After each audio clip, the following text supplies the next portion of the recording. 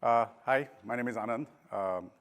I'm the Director for Program Management at Microsoft, driving this product, Dynamics Fraud Protection. And my colleague and boss, Jay Nanduri, is also here.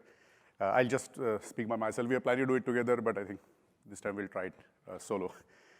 Um, so I just wanted to give you a brief outline of what we are trying to do in this session.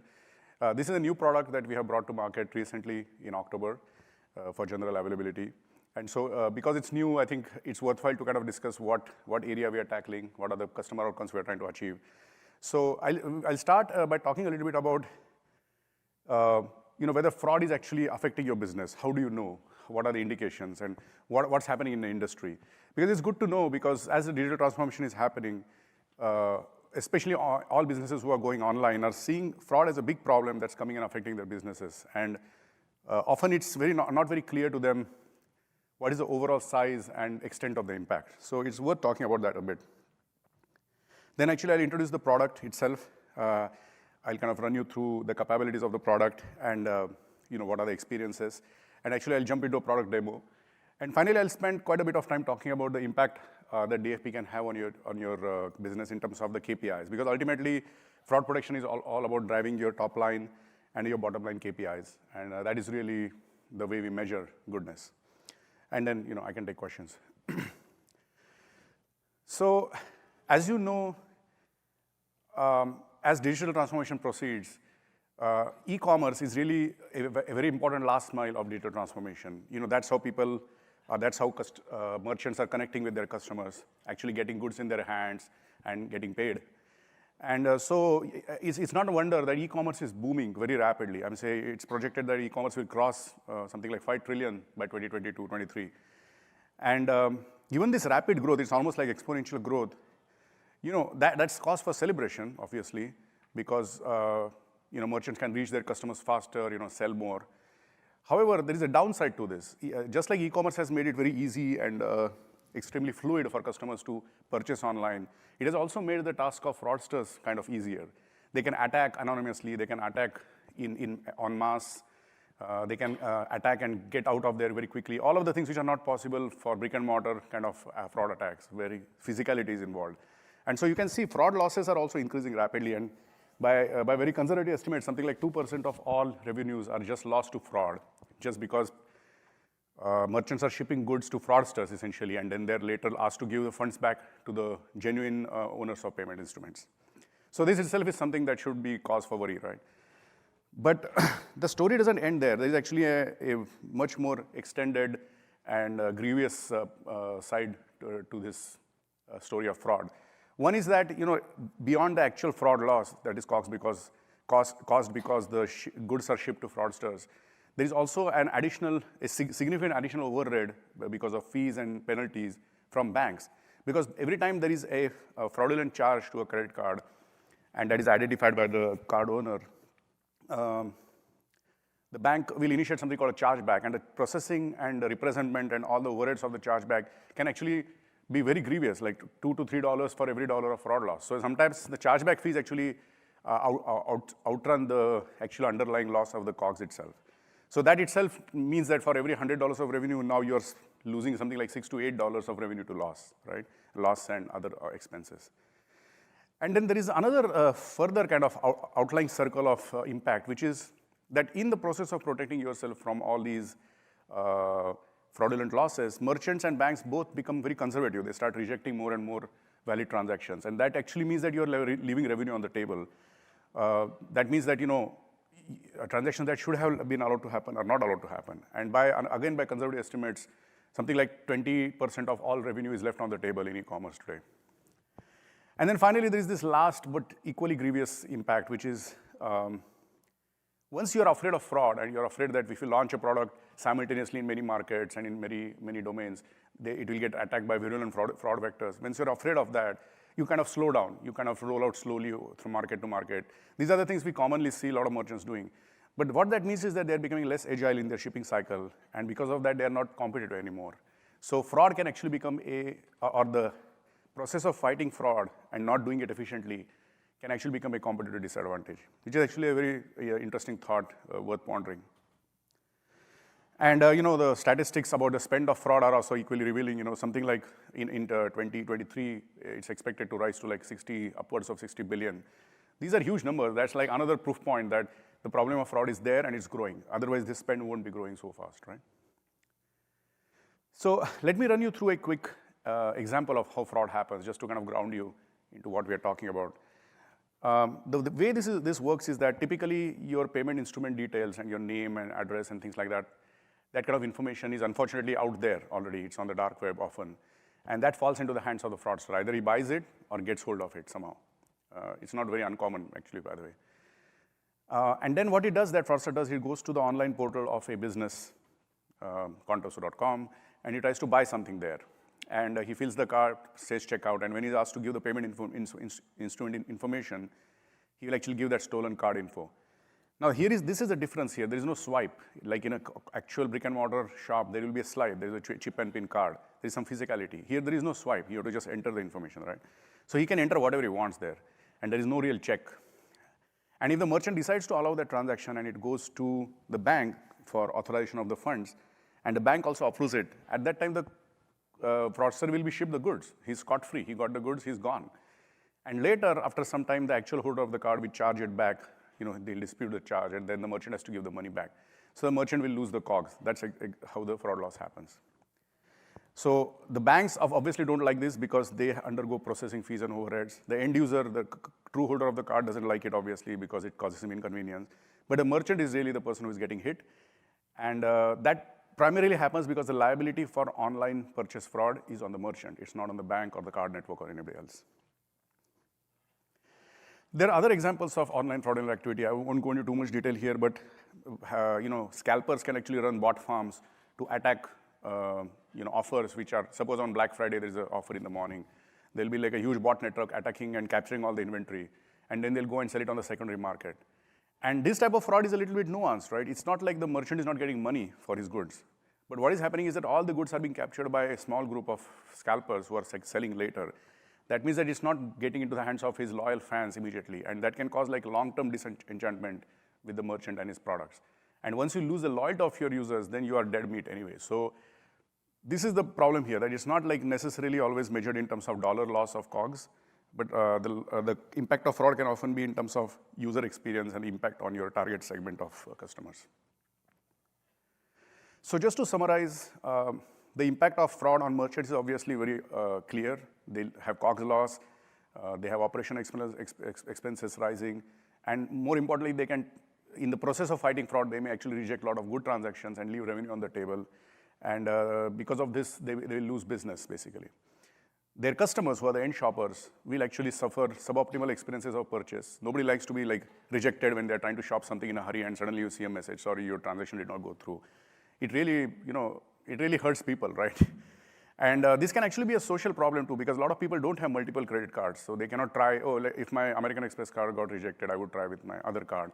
This kind of thing is not necessarily possible for every user, right? So some people have only one credit card. And so it actually becomes like a denial of opportunity kind of social problem too. And the bank, as I said, doesn't like the idea of doesn't like the idea of getting its valid card transactions rejected because of fear of fraud. Because as you know, banks really want to keep their card at the top of the wallet. You must have done this many times. If one card gets rejected, you'll automatically put it at the back of your wallet and try to use another credit card if you have one. And then it will stick. That card becomes your frontline card for the next several purchases. That means that the bank whose card was put at the back of the wallet is losing all the revenue from the interchange which they get. It's like it's just a sizable revenue, 2 to 3% of all the transaction value. So banks lose revenue, so they are not happy. So having spent all this time explaining the impact of fraud, I think then I'll now move to actually explaining the product and how it tries to solve this problem and what are the innovations that we have brought to the market. So I would like to call out one thing here, that the product's kind of philosophy is really different from other products that you see on the market. The classical view about fraud protection has been really fraud protection in the sense that reduce fraud losses. That is the objective of optimization. Make the fraud losses, the chargeback losses as small as possible. And in the process, obviously, keep some sanity. Don't like reject too many good transactions. So the fraud loss is the target, and the impact on valid transactions is like a constraint that you want to keep under some some limit. The new approach, which is what we have adopted, is let's not talk about fraud losses in isolation. Let's actually try to maximize the user experience and the user loyalty to your shopping portal and maximize your profitability. And that actually encapsulates not just losses, but more importantly, encapsulates the top line, the revenue. And that is very important because in the process of fighting fraud and keeping it very low, if you reject too many of your good transactions, you are actually not doing the right thing in terms of profitability. And ultimately, businesses are all about profitability. This is kind of economics 101. And it seems like a simple change of paradigm, but actually, I believe that we are one of the very first companies and very first service providers also to do this in a systematic way. And it has paid rich dividends for us in our own first-party protection for Microsoft. As I'll describe, this product is built on years of experience of protecting Microsoft. So we have seen this really work for ourselves, and now we are very sure and we are very humbly grateful that we are able to bring this capability to our customers. So just to give you a quick overview of the product itself, basically the product makes 3 customer promises. The first one is the most important one, in my opinion, is that actually will help you increase your revenue, your top line. And that's kind of a little strange, right? Like, how can a fraud protection product help a merchant increase his top line? How is that even possible? And I'll talk about that more. But the idea here is that you improve your customer's experience, you improve the rate of rejections and things like that. And by that, you actually open up your funnel. And that is what this product does. Secondly, we'll actually help reduce your operational expenses, which is where the fraud loss and all the overheads of manual review and all that come into being.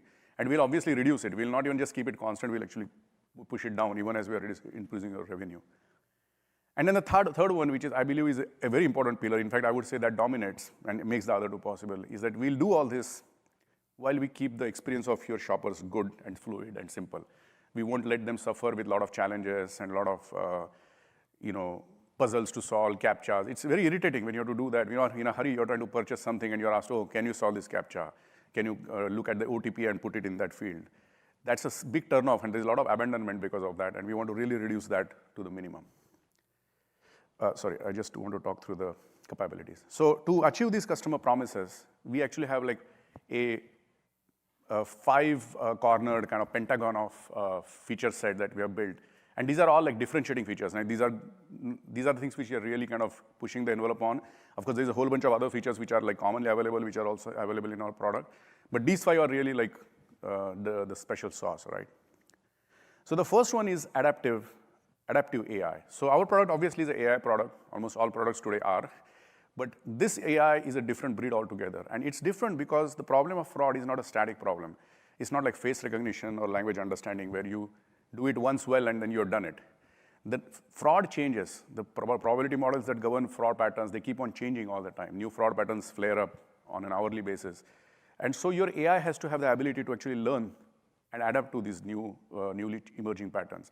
And so you need a very different kind of agile AI technique which can learn and relearn fraud patterns very rapidly. Secondly, you can fight fraud well only when you actually have a global view of what's happening in the ecosystem of e-commerce. And I'll tell you why.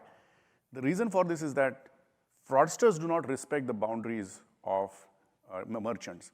A fraudster doesn't say that I'm going to defraud Contoso only and I'm not going to touch any other merchant. They do that. They attack in a very broad spectrum way indiscriminately. And when a trick or when a fraud attack vector, as they call it, works at one merchant, they'll go and use it at every other merchant. So if the fraudsters, who are your kind of adversaries in this game of fraud protection, if they are not obeying the rules of sticking to a particular merchant, why should you as a fraud protection system kind of put yourselves in silos and try to protect the merchant only based on his data, right?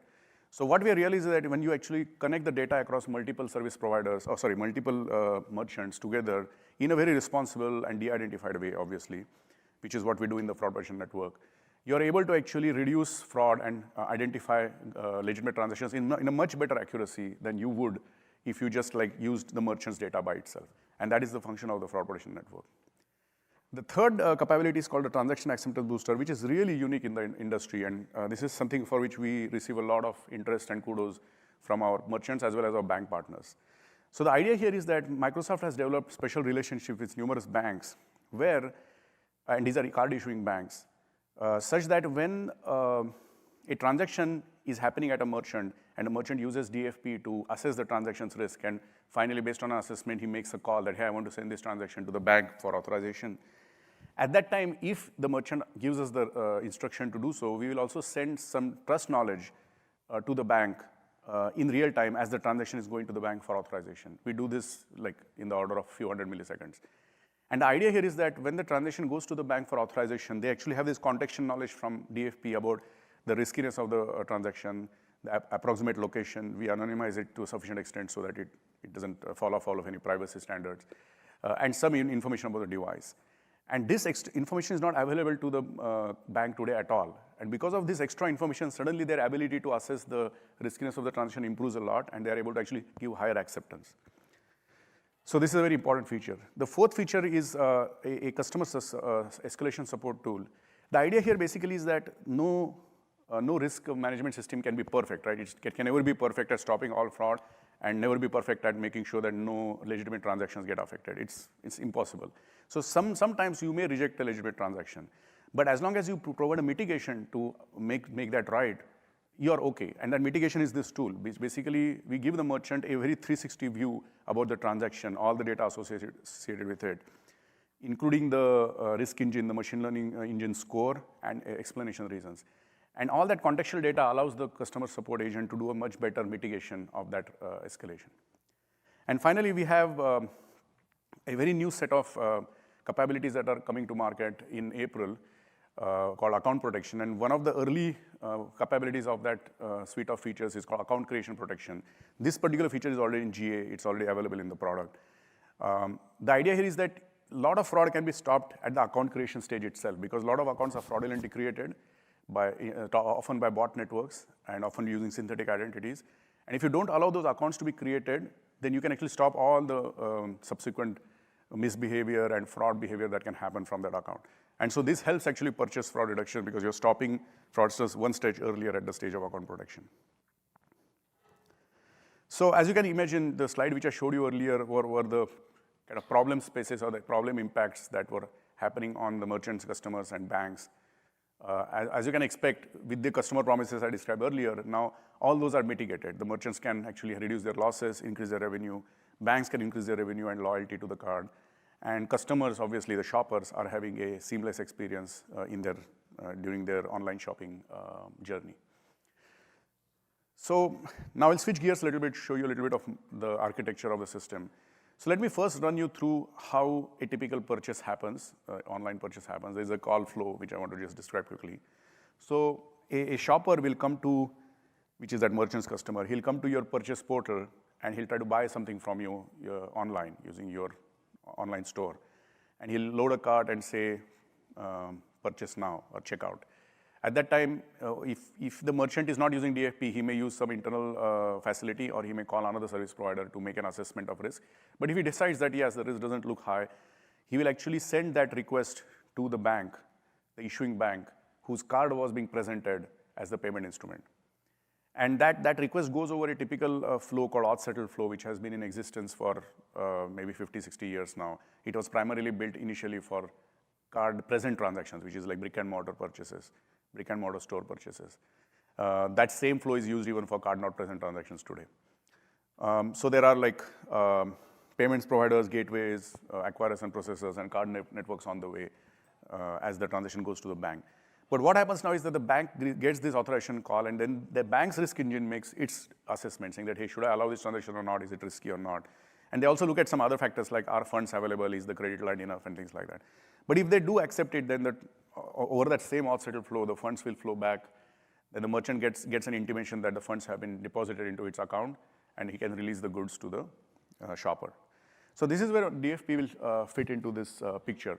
So what we kind of encourage the customers to do is call DFP in a pre-auth kind of configuration, where even before you initiate the auth-settled flow with the bank, you should first call DFP and get a sense about what is the riskiness of the transaction.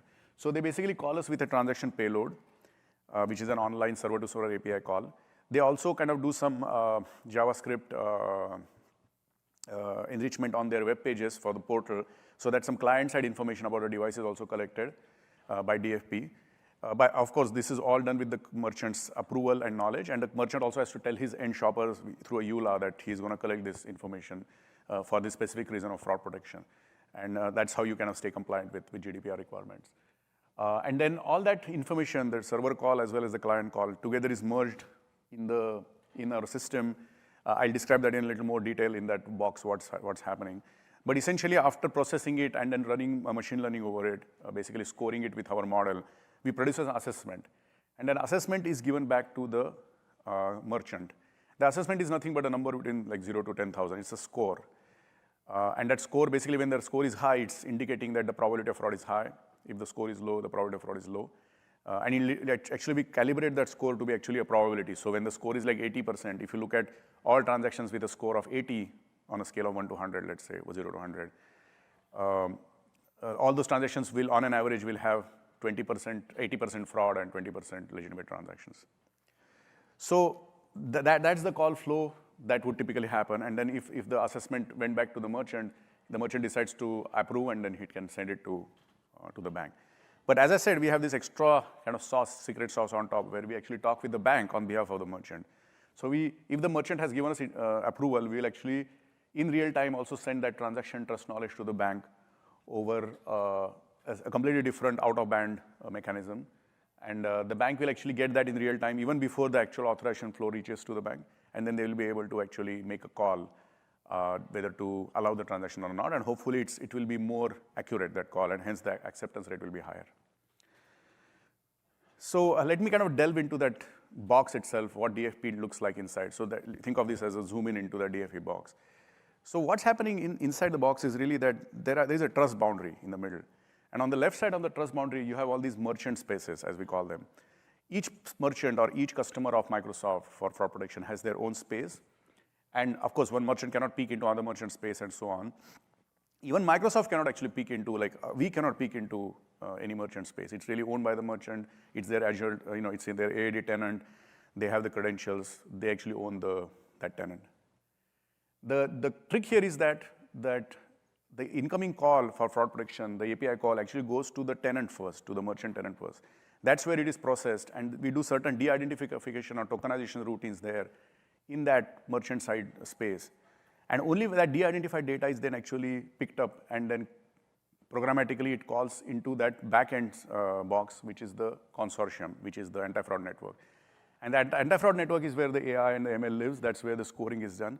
And the score is then returned back to the merchant space, and then the merchant space will return it back to the portal from where the call came. So as you can see, there is a strict trust boundary in the middle, and there is only a programmatic API-based data exchange between the trust boundary. And more importantly, only de-identified tokenized data ever goes into the consortium. So the consortium, even if somebody peeked into the consortium, they are not going to see anything else than a bunch of de-identified tokens connected in a graph. So it's compliant, and it's very, we have taken great pains to make the security and privacy strength of this product high. And you can see that kind of reflected in the fact that at launch, actually even just before launch, we already had ISO 27001, 27018 compliance, especially 27018 is about GDPR, privacy. And then we have SOC 2, and then we have the GDPR compliance. So it's kind of very interesting that a young product which has just been brought to market is already compliant on these very essential and hard standards. So having said that, now I would like to kind of give you a quick demo, product demo, and if you have any question, please stop me. I'm willing to answer your questions immediately. So as I said, the product actually is a very broad-based product. It actually helps the customer really traverse a journey about how you start from understanding the impact to evaluating it in terms of like doing an A/B experiment with your incumbent system, and then finally actually taking a bet on it and actually start using it for actual making your decision-making in your e-commerce flow. And this e-commerce flow is really your bloodline, right? It's really your lifeline. Your revenue is flowing through it. So people don't want to make sudden changes to that system unless they're very sure about that new thing which you're including in that flow. Is it going to help me or not? So that's the reason we take a lot of pain and trouble to kind of make sure that this journey is clean and understandable. So in the diagnose experience first, what we do is we ask you to send us some historical data, a few months of historical data from your e-commerce flow. And we basically score that data with our ML and our risk models. And we actually give you a score, and we give you, and I'll show you the UX shortly. But basically, we give you an understanding of how good our discrimination mechanism of fraud and non-fraud is based on your historical data. And then you can benchmark it and compare it against your incumbent and figure out whether the impact is high enough. And then when that is convincing enough, then we ask you to say, hey, now you can go ahead and integrate with the APIs, actually integrate from your shopping portal, send us real-time data through RESTful APIs, and then do a kind of shadow test for a couple of months and see how our score in real time is doing against your incumbent score. That's really like the proof of the pudding, right? And then finally, in the protect phase, you are already convinced now that the impact on the KPIs is significant, and at that time, you'll actually start using it for decisions, use our rule engine, use the support tool, use the transaction acceptance booster to give signals to the bank and the whole shebang. At that time, you're operational, basically, on the system. So let's go through the product demo quickly. So as I said, there is an aspect in the product in the early stages where you can upload data to do a diagnosis experience.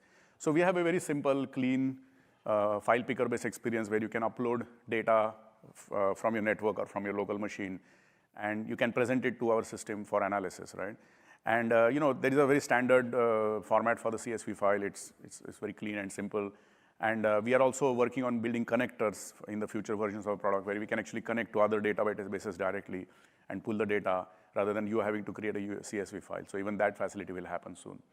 But essentially, we ask you to give information about your purchases, payment information, product information, and things like that.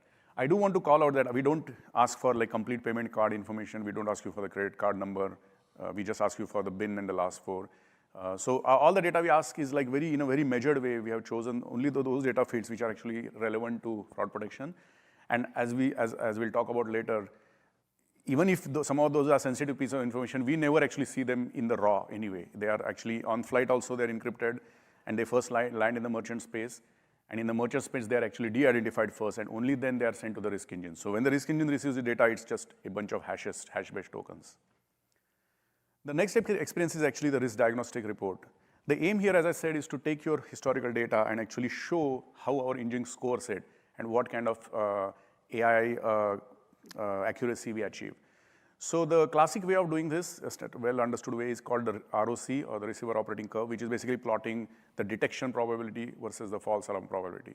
So it's like the ability to detect an event of interest, whether this is cancer or whether this is fraud. Those are like you're trying to detect some kind of interesting event. But at the same time, you don't want to like misfire it. You don't want to like say that it is fraud when it is not, which is called a false positive. So to do that, we first score the data with our engine, and we'll actually plot it, plot a histogram, and across the score bins between 0 to 100. We bin the score in bins of 100, size 100, so that you have 100 bins. You remember the score was between 0 to 10,000. So essentially, if it was an ideal system, all the fraud, the red would all get piled on the high side of the score range. All the green would get piled on the left side. But obviously, in a real world, it cannot be perfect separation. There is some overlap, and then you have to kind of like see how much that overlap means in terms of your ROC curve. And as you can see below, the ROC curve is showing you like a curve about what is the distribution between false positives and true positives. And then you can compare this with your incumbent system and make a call whether this makes sense for you in terms of the impact. I just want to call out that this is just now based on synthetic data, so don't read too much into the actual shape of the curve here. The next thing we do, actually, a very interesting experience is called a virtual fraud analyst. So before I tell you what this is, just understand that there is a basic problem that an operations person has to solve. Is any risk engine is going to return you a score of some kind, and then you have to make a choice. How do you make a decision based on the score? And typically, that decision making is based on a simple rule, like, hey, if the score is above a certain threshold, then reject, and if it's below a certain threshold, then accept. And then you choose that threshold based on your ability to kind of, consume, the ability to eat losses versus your desire not to lose good revenue, right? But if you remember, I said earlier, really our own aim should be maximize profitability. So really, there is actually a single operating point, which is actually the maximum, the best threshold. The problem is that most people don't know how to find that threshold because it requires a fair bit of computation. So what we do is that we give an in-product tool called a virtual fraud analyst, which actually gives you this mechanism to find out at what point you are actually getting the best trade-off between false positives and false negatives. And it's a very easy to use experience where they actually tell you, hey, at this operating point, you will catch 80% of your fraud, but you'll affect maybe 2% of your good transactions. And then if you have the COGS and margins information at your hand, then you can easily convert that into a profit number and see if that's getting maximized. So this is something that has found a lot of traction. A lot of our customers say that this is quite new in the industry. For this, they used to typically hire data scientists, 2 or 3 data scientists just to do this calculation. And now they say with this tool, even a business leader can do this calculation easily. Then, of course, because this is a very data-driven and KPI-driven product, obviously we need to have a very thorough scorecard experience to actually tell you what impact is this having on your business by using our product. So this scorecard actually applies both to the evaluate phase and to the protect phase. In the evaluate phase, it allows you to do like an A/B comparison. You can basically shadow test our product, that what are the main KPIs of your business looking under your incumbent solution and under DFP. And when you go to protect mode, obviously those 4 KPIs are your observational KPIs. You're going to actually report them out on a daily or weekly basis. So you can kind of use this as your operational dashboard too. The 4 KPIs, just to want to make sure you get it. The 4 KPIs that really matter here are, the first one is the acceptance, the transaction volume of your business, because the volume itself keeps spiking up and down as you go along. There are temporal variations and so on. But suddenly if the volume drops rapidly, then either something has happened and your website is down, or something is really broken and it's turning off your customers from trying out your portal. So you have to keep a close eye on your volume. The second one is obviously the rate at which you're accepting and rejecting transactions, and then the resulting false positive rate. It's kind of interesting how to measure false positives. It's not that easy. You need to run something like a control group, or alternatively, you can actually use signals like escalation rate of customers as a baseline against which you can measure. The third one, which is on the lower left, is actually a very important KPI, in my opinion. It is the bank acceptance rate. It is the rate at which, if you send 100 transactions to the bank for authorization, how many do they typically accept? And if the bank rejects like 20 out of your 100 good transactions, then you are basically not able to complete business on 20% of the transactions. That's severe, right? So any uptick in that KPI is important. And then finally, the one on the bottom right is the one which everybody fixates on when they talk about fraud protection, which is the chargeback rate or the fraud loss rate. Obviously, this is an important KPI, but as I said earlier, you should not be fixating only on this one KPI. You should actually make sure that that KPI looks good while all the other KPIs are also doing well. And in fact, as I said, the aim is really to maximize the top right and bottom left KPI while keeping the fraud loss kind of contained, because your ultimate aim is to maximize profitability. And finally, as I said, there should be a support experience to mitigate customer escalations. A customer will call you saying that, hey, I'm so-and-so, I'm not able to complete my transaction. What's going on? Why are you rejecting me? And then at that time, the customer support agent can actually look up the information about that transaction or that user very quickly and get a very 360 view of what's going on. He can understand the lifetime history of the user who's on the phone call. He can also look at the particular transaction and understand what were the details, where it was bought, what are the locations associated with that transaction, shipping, billing information, and so on. You can also see what are the previous transactions. And in fact, you can use that information to quickly gauge whether that person who is calling and escalating is actually a genuine shopper or is like a fraudster. You shouldn't be surprised to learn that fraudsters actually routinely call escalation lines to try to get by, because their actual mainline fraud system is stopping them. So they call the support agent and say, hey, I'm not able to purchase this. Can you please let me through? And if the support agent gets fooled and allows that to happen, then it's like free rein to the fraudster for the next few hours or few days, because they are even whitelisted for a certain amount of time. So it's a very critical decision, and the support agent needs to be very well informed about what he's doing before he makes that call. So this tool basically gives him that 360 view about the product, about the transaction and the user. So, and then lastly, I want to call out an experience which we have, which has turned out to be quite eye-catching, and people have really said that this has changed the way they look at their data. So what we do, as I said, we ask the merchant to send us several types of data about the purchase that is happening. The user data, the device-related information, the product-related information, payment instrument-related information. And we connect all this data, not just of this transaction, but of all transactions that have happened so far, into this very big knowledge graph. And then we give you this mechanism called Graph Explorer to actually explore that graph. You can look up any transaction, any node from this graph, land on it, and then you can actually investigate. You can walk that graph, right? You can find out what are the connections, what is related to what. And this has turned out to be very important for fraud analysts, because when they start seeing a problem, they can actually go and investigate. It's like going into a strange new land, and it's like a map which is allowing you to navigate through that strange new land and find out where the problem spots are. And fraud investigators find this very useful to figure out clusters of fraud and actually take evasive action or make changes to their portal, because they realize that, hey, there's a new fraud vector which has been discovered, and they can see its footprint in the graph using this tool. So now I will come to kind of the last part of the presentation, where impact. We want to figure out, hey, how much is this product really helping you in terms of dollars, in terms of your customer's user experience and so on.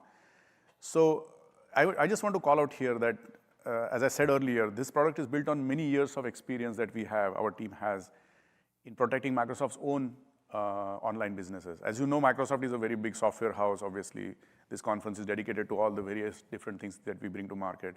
What is not so known is that we sell many of these things online as a merchant. We are an e-commerce merchant, one of the top 10, in fact, in the US. And so some of the numbers are quite mind-blowing. We have like a volume of much more than a billion transactions per year. And we have like a active user base of like close to 800 million. And as like all other merchants, we also get attacked. Fraudsters attack us on a daily basis. They make a habit or a business of it. They try to defraud our storefronts.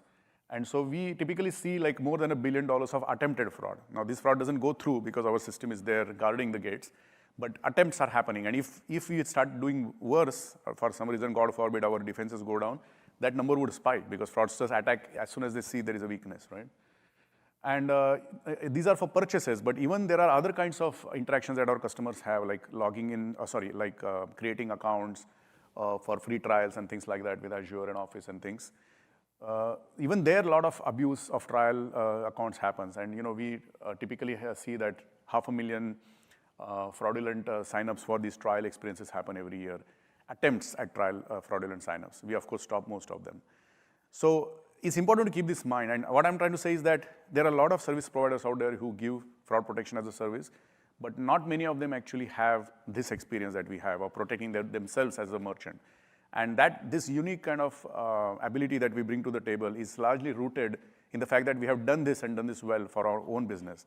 And here is the kind of evidence of that this has worked for Microsoft. So as I said, there are two aspects to the KPIs. We talked about this earlier. One is to kind of try to increase your top line. You open up your funnel, you get more revenue into the hopper. And because we are stopping fewer good transactions, and we are actually ensuring that there are fewer wrongful rejects, and we are making the customer experience smoother, we are actually able to reduce the false positives by like 1.38 percentage points, which is like 138 basis points. And we are able to lift revenue by 769 basis points. These are huge numbers. So if you add these two up together, you are talking about something like 900 basis points of lift in revenue. You can imagine that this is very rare in the industry, where you can actually raise revenue by so many hundreds of basis points by the application of one product. So we are very proud of this, we achieved this at Microsoft. And then the two KPIs at the bottom are actually talking about the bottom line, the losses or the operational expenses, and how we have reduced them. So we have reduced our fraud losses by $75 million, which corresponds to about 52 basis points of reduction in chargeback rate. And then we also have reduced our expenses, especially manual review expenses, dramatically by 70%, because we now use manual reviews for only like about 0.15% of all our traffic, a very minuscule portion. So the vast majority of our traffic is actually completely automatically processed by machine learning and automated models, and humans don't get into the loop. And they cannot, right? I'm saying if more than like a few basis points of transactions are being manually assessed, you can imagine all those people are kept waiting for hours before their transaction is completed, and that's not a good experience. So this bottom right metric is not just about money, but it's also about user experience. And I just want to throw this out there that because these achievements were pretty good, we actually were invited to participate at Informs, which is a very prestigious operations research conference, and Edelman, there is an Edelman Award competition in that conference. And we actually made through the first two levels, and we went all the way to the finals, and we were actually inducted to the academy, Edelman Academy. This is a very proud thing for us, because this is like an external, completely unbiased and independent validation of what was achieved because of the AI and OR capabilities of this product. And then finally, as I said, even before you get started with the product, we actually have the ability to let you go and make a quick assessment about what this product can do for your business, even before you exchange any data with us. And that is possible through something called an impact calculator. And this is a calculator we are going to shortly light up on our marketing webpage. You can, once it is lit up, you can go and do it yourself. And I can also show you if you're interested on my machine. What this basically does is that we ask you to identify your top KPIs, fraud KPIs, where they are today. And then we ask you to identify your segment of e-commerce. Like, is it retail? Is it like clothing, or are you selling airline tickets? Are it physical, digital goods, things like that? What kind of payment instruments are typically used on your portal? And then we ask you to give that information, and we take that segment information, and we try to identify a comparable segment in our current traffic in the fraud protection network. And then we show you, for comparison, what DFP achieves on that segment already. And then you can use that numbers to benchmark that versus what you're achieving today. And that can give you a quick understanding of what can be expected by using DFP. So I think I'll pause here. We are almost out of time, and I'm here to answer your questions if you're interested. Please go ahead and take a look at our website, ak.ms/DFP. You can also actually go and complete the survey if you can. I know not much attendance here, but it would be happy. I'm always willing to listen to your feedback. And I'm here to talk. If you have specific questions about what this can mean for your business, I would be happy to answer your questions. Thank you for coming. Thank you, sir. Thanks.